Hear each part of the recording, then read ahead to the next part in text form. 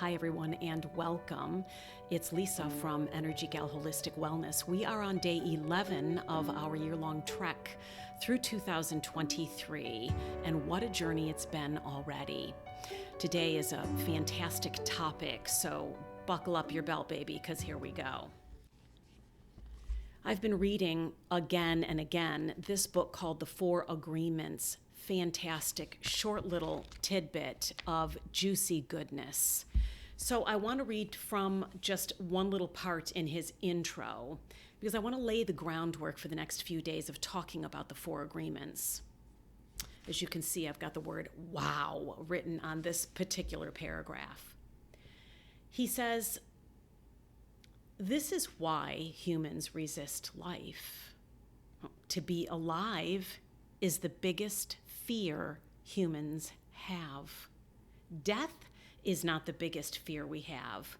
Our biggest fear is taking the risk to be alive. The risk to be alive and express what we really are. Just being ourselves is the biggest fear of humans. We have learned to live our lives trying to satisfy other people's demands. We have learned to live by other people's points of view because of the fear of not being accepted and of not being good enough for someone else. To be alive is our biggest fear." That really spoke to me. So let me ask you a question. When did you first abandon yourself? When did you first reject yourself? When did you have an idea that as soon as it came up, you got a hold of it and pushed it back down and said, I don't know what people would think about that. I'll just keep that to myself?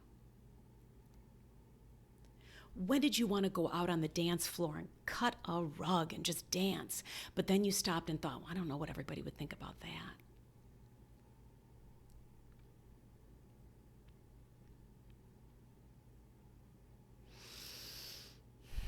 When did you start people pleasing? When did you start forgetting that you are worthy? So often when I talk with my clients, they'll say, I want to get to, we'll get to an understanding that they have abandonment issues, say, or rejection issues. So they've got fear of abandonment, fear of rejection. And once we get past the why is this happening, because as you saw in our previous video or so, why is, it's a waste of energy to go down that path. Instead, we ask, how can we sit with this truth of the fear and move through it? But one of our conversations sometimes is, how can I get that other person to not abandon me anymore? How can I get that other person to not reject me anymore? I remember I had a client one time. She was about 20 years old. She was about 200 pounds overweight. And she said, I have a very difficult relationship with my mom and my dad.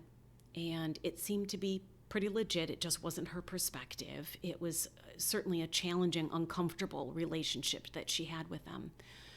And so she said, I think the solution and what I'm going to try to do, because she didn't like my idea of just sit with it for a while, she said, I think I'm going to go talk with them.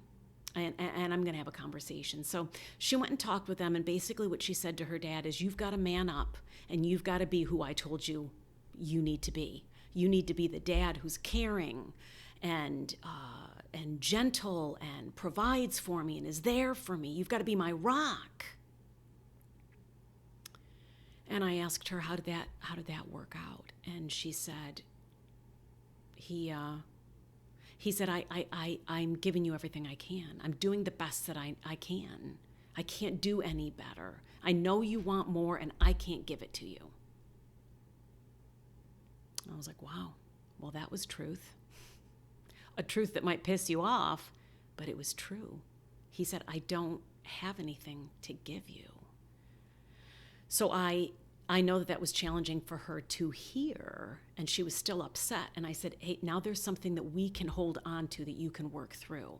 This is what your dad was able to give you. That's not enough for you, so now let's sit with that.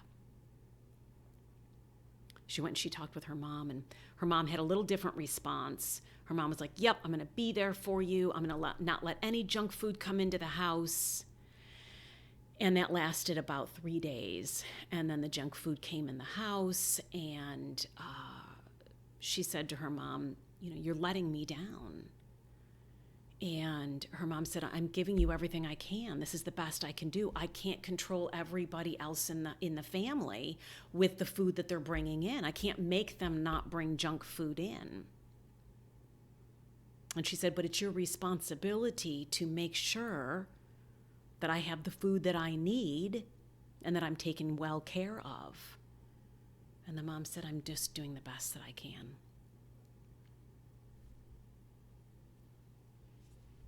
And I said another hard truth.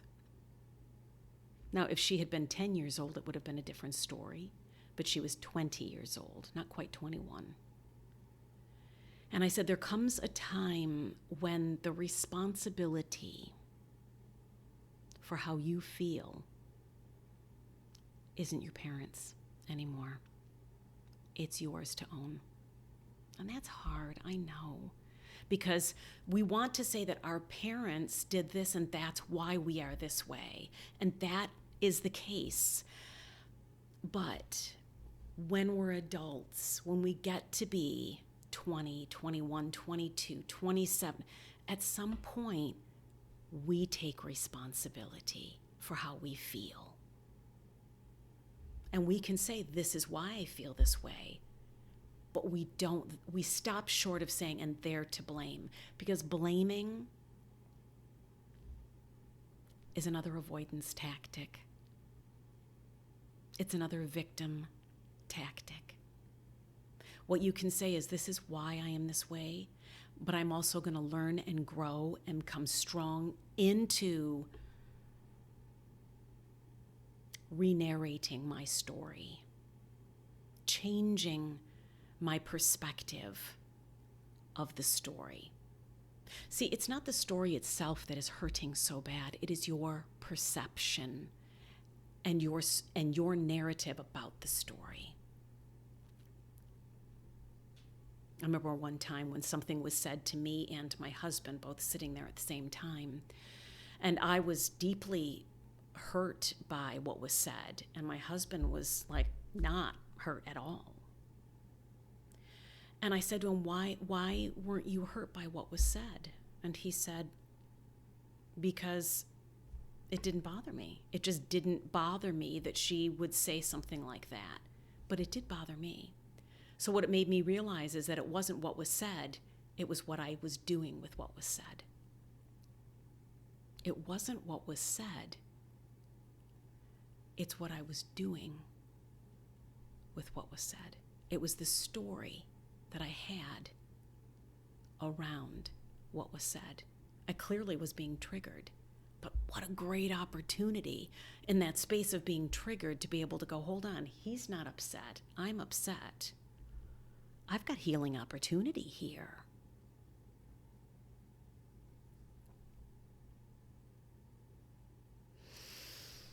Oh, these are deep things. Oh, these are deep things. So where do we go with it? In our journey of authenticity, raw, real, coming into that space of just being ourselves.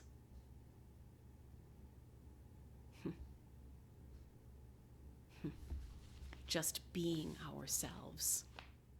Being authentic. Coming into that space of saying, okay, how can I start owning my story? I'll tell you, this is what happened. This is what helped me. People ask me, why do you run? I think there are a number of different reasons why I run. But I can tell you that one of them is, especially when I run races like half marathons or full marathons. I'm not sure I'll do anything more than that.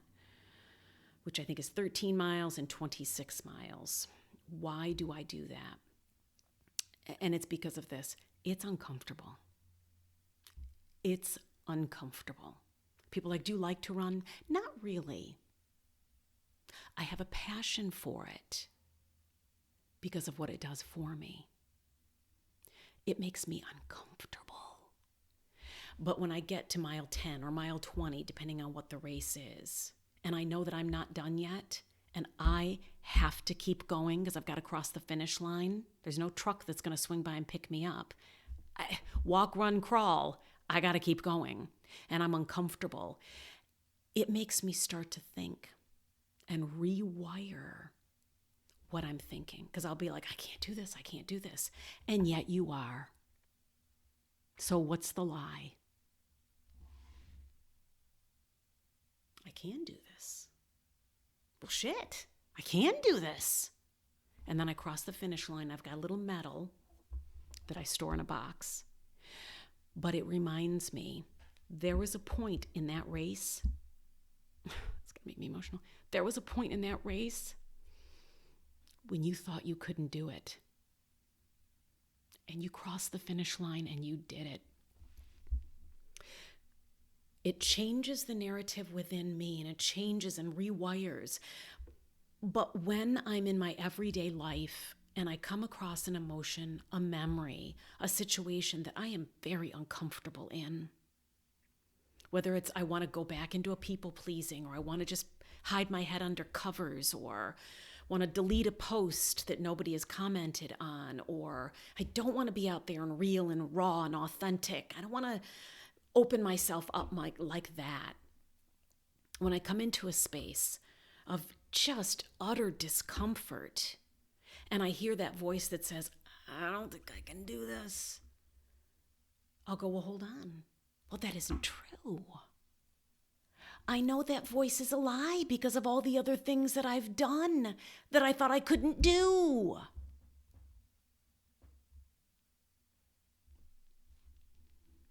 Are you listening to a voice that's lying to you? Both hands over your heart, my dear. Because you know me, I like to bring it down to earth. I like to get grounded and practical. Because you know what? If all you have is head knowledge going, oh, I know what she's saying, totally agree, doesn't change anything. Doesn't change a thing. For me to read this to you and to have you say, I totally agree. Absolutely, being alive and being authentically myself, definitely the toughest thing.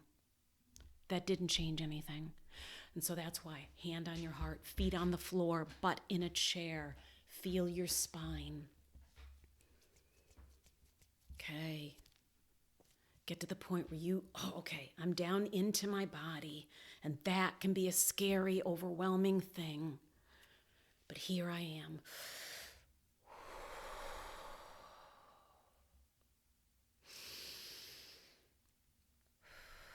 And if today all I do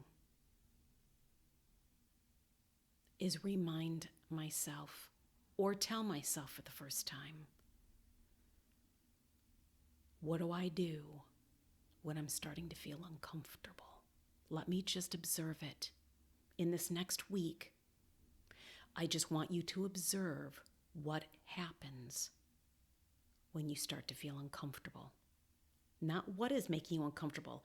I want you to be aware, start to be aware to how you react to when your body starts to feel uncomfortable, to when your mind starts going, I can't do that. Nope, too much. I can't. I'd really like to tell them that opinion, but I better not.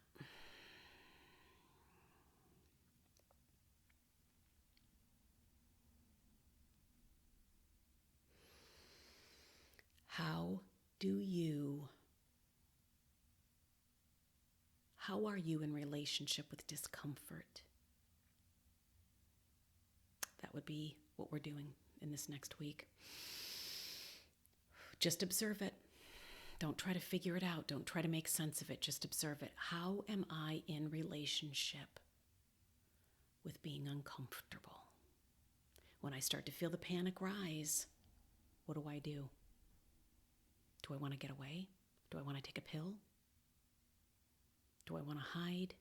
Do I want to drink, eat, flip through my phone, turn on the TV, whine, bitch and moan, complain, judge somebody? What do I do when I'm uncomfortable?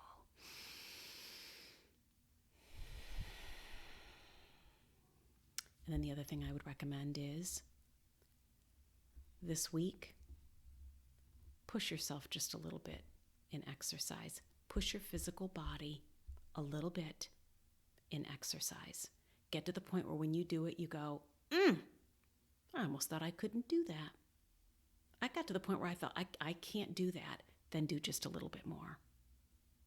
Start showing that voice in your head that says, no, you can't, nope, this is the line. Start showing it that it's a liar. Start seeing it for what it is, not the truth. I know the way. And all I want to do is to offer guidance.